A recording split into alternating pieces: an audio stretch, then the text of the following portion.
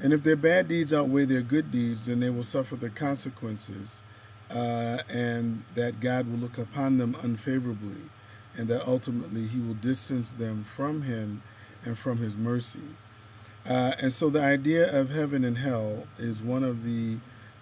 common beliefs that are shared between the Abrahamic faiths of Christianity,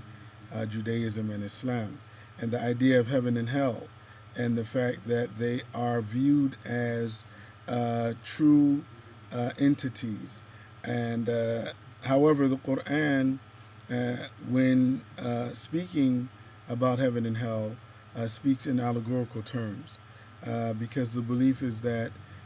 no one knows the true nature of heaven or hell except God, and because they are part of the categories of things related to the unseen, that only God has true knowledge of their exact nature. And the descriptions that we find in the Quran and even in the religious traditions are things that are used to help us